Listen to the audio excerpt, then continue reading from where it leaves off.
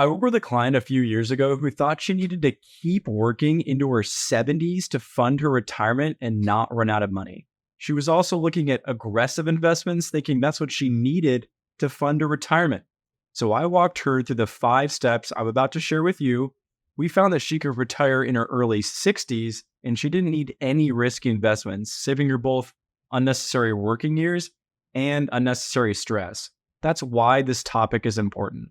By the end of this video, you'll know how much money you need to retire comfortably. So let's dive into what you need to know and how to apply it. When it comes to planning for retirement, there are 4 factors to remember. First, the rate of return, how much profit your investments are earning as a percentage. Second, withdrawal rate, how much you're taking out of your investments as a percentage of the whole. Third, time horizon, how long your portfolio needs to support you. Or as polite society might say, how long until you reach the end of retirement? Fourth, assets, how much money you have available to fund your expenses. Those 4 factors will come up again and again as you're planning for retirement.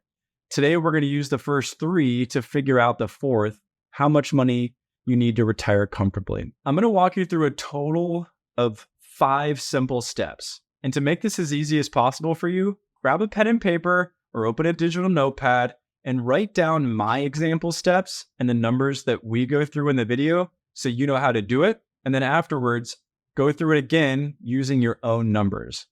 So step 1, how much do you want to spend in retirement? It's really helpful here to start with the end in mind. Most people spend about 80 to 100% of what they spent before they retired. And while you'll save on some things like commuting or work clothes, you'll probably spend more on hobbies, travel, or fun activities. Some people end up even spending more in retirement for those exact reasons.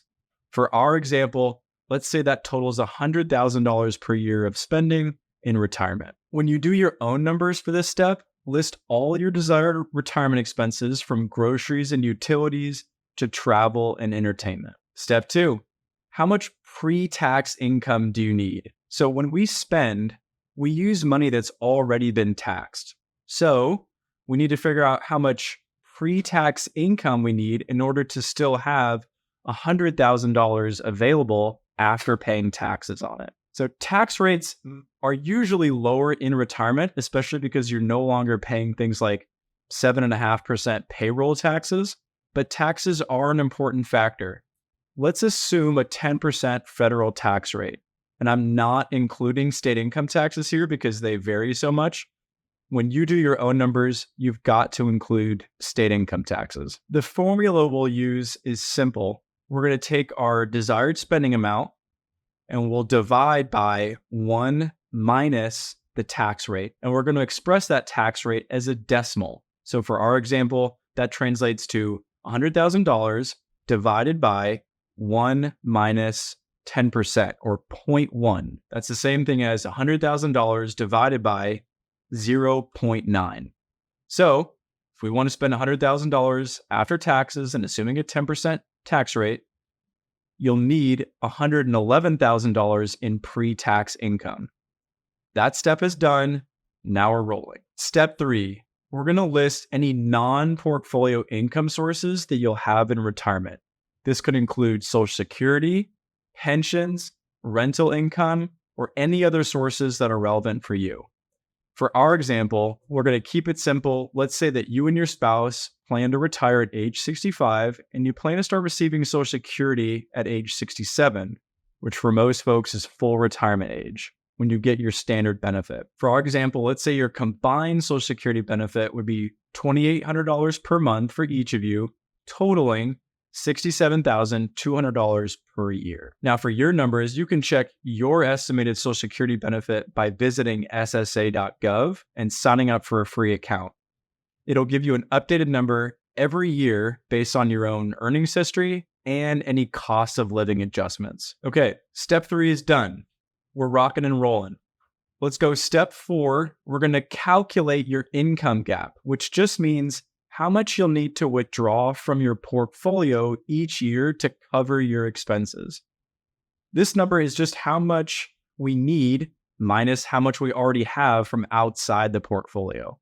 So We're just going to take our step 2 number and subtract it by our step 3 number.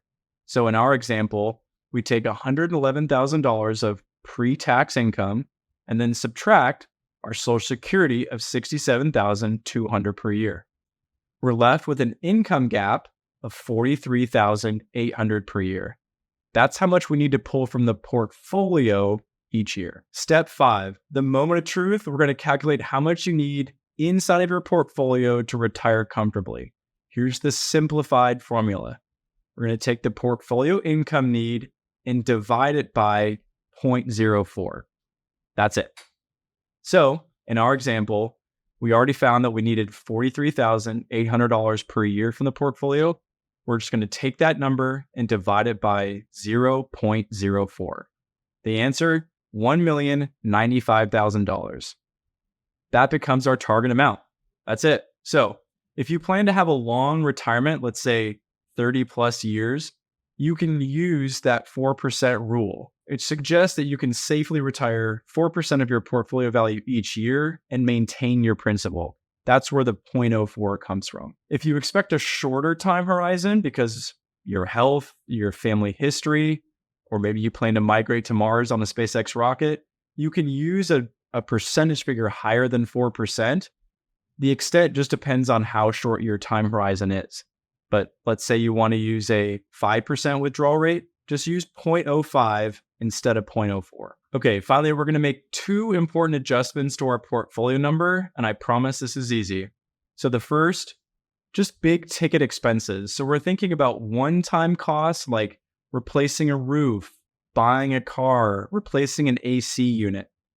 For our example, let's assume you spend $55,000 on a new car and some home repairs in retirement. The second piece is filling the gap before you start Social Security. So if you're going to retire at age 65 when Medicare begins, but not claim Social Security until age 67, you'll need to cover those 2 years of expenses directly and exclusively from your portfolio.